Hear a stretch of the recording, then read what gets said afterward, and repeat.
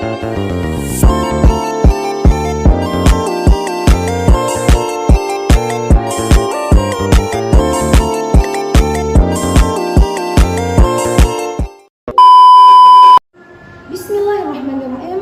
Assalamualaikum warahmatullahi wabarakatuh. Perkenalkan, nama saya Fitri dengan NIM 230101020.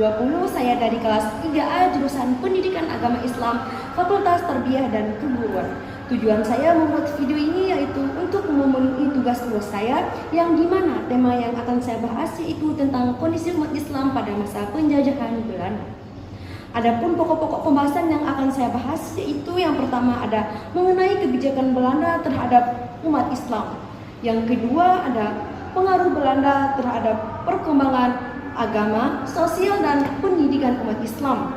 Dan yang terakhir ada reaksi umat Islam terhadap kolonialisme Belanda. Langsung saja kita masuk ke materi yang pertama yaitu tentang kebijakan Belanda terhadap umat Islam. Kebijakan Belanda terhadap umat Islam sebelum kedatangan Snoeck-Hoorngronje, Belanda merumuskan 3 kebijakan utama, yaitu yang pertama ada beraliansi dengan pangeran dan kepala adat yang tidak fanatik, yang kedua melakukan pengkristenan untuk mengurangi pengaruh Islam, dan yang ketiga ada membatasi orang Islam pergi haji.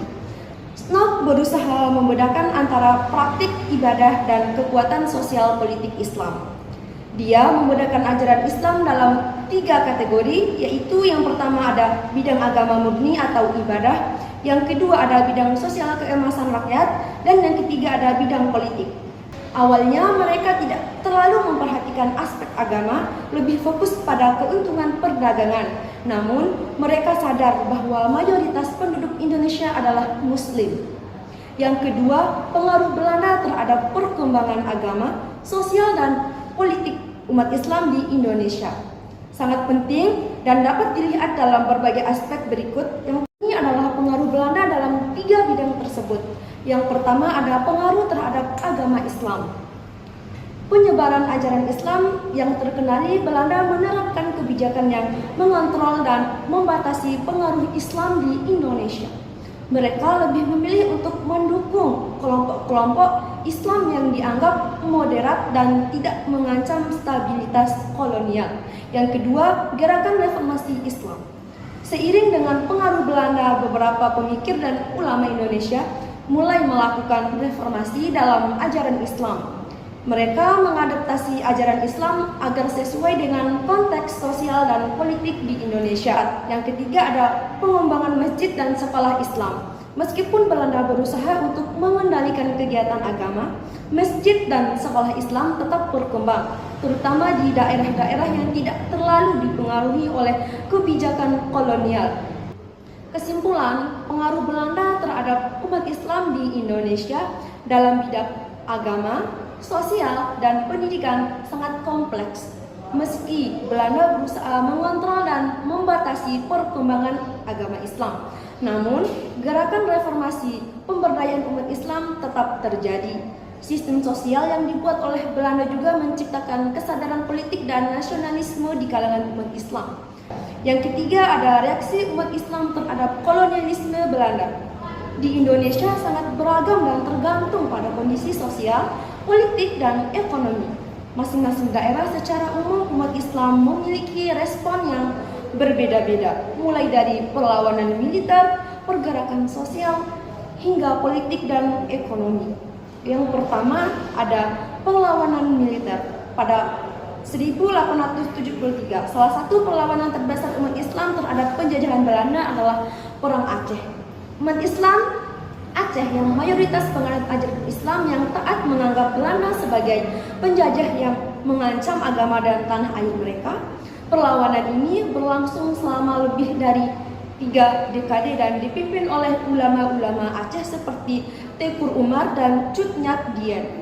Meskipun perlawanan ini akhirnya dapat dipadamkan oleh Belanda, namun ia menunjuk pada kuatnya semangat anti kolonialisme di kalangan umat Islam. Perang di Jawa dan Sulawesi, di daerah lain seperti Jawa dan Sulawesi juga terdapat perlawanan umat Islam terhadap Belanda. Sarekat Islam dibentuk pada tahun 1911 yang awalnya fokus pada perbaikan kondisi ekonomi umat Islam. Namun seiring waktu organisasi ini berkembang menjadi gerakan politik yang lebih menentu kemerdekaan Indonesia dan menentang kebijakan kolonialisme Belanda.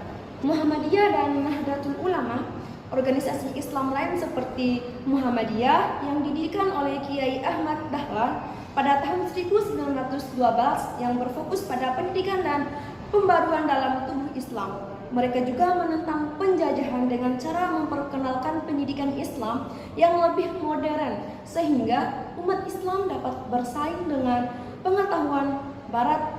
Dan sementara itu Nahdlatul Ulama yang didirikan pada tahun 1926 oleh Kiai Haji Hasyim Asy'ari lebih menekankan pada penguatan ajaran Islam tradisional dan mempertahankan nilai-nilainya pada budaya lokal. Meski berbeda, pendekatan keduanya sama-sama berperan dalam memperkuat kesadaran umat Islam dalam menghadapi penjajahan. Yang kedua adalah pemikiran dan reformasi Islam terhadap reformasi pemikiran Islam. Beberapa tokoh Islam di Indonesia mulai menyadari bahwa perlawanan terhadap penjajahan harus didasarkan pada pemahaman Islam yang lebih modern dan progresif. Beberapa ulama atau pemimpin Islam bahkan berdialog dengan Belanda untuk memperoleh hak-hak tertentu bagi umat Islam. Namun pendekatan ini lebih banyak mendapat kritik dari kalangan umat Islam yang lebih radikal atau nasionalis. Kesimpulan dari reaksi umat Islam terhadap kolonialisme Belanda dapat dikategorikan dalam berbagai bentuk, mulai dari perlawanan fisik, militer, gerakan sosial yang memperjuangkan kemerdekaan, hingga reformasi dalam pemikiran dan pendidikan Islam. Kesimpulan dari materi ini, dari penjelasan tadi dapat disimpulkan bahwa kondisi umat Islam ketika bangsa di Indonesia, Belanda sangat memperlihatkan dari segi politik, bangsa di Indonesia terkhusus umat Islam telah dijajah oleh bangsa Belanda. Raja yang menjadi pelindung rakyat di Indonesia telah dikuasai. Bahkan sebagian raja hanya sebagai alat bangsa Belanda untuk memperkerjakan rakyat Indonesia. Raja hanya simbol belaka sementara kekuasaan dipegang oleh bangsa Belanda. Umat Islam selalu dicurigai dan dimata-matai oleh kolonialisme Belanda. Hal ini menimbulkan pergesekan sosial antara ulama dan Belanda yang menimbulkan sejumlah peperangan di wilayah Nusantara. Dari segi ekonomi, umat Islam diperkerjakan secara paksa dan dengan upah Belanda bahkan memonopoli perdagangan di Nusantara. Mungkin hanya itu yang bisa saya sampaikan, lebih dan kurangnya saya mohon maaf. Wabillahi taufiq wal hidayah. Wassalamualaikum warahmatullahi wabarakatuh.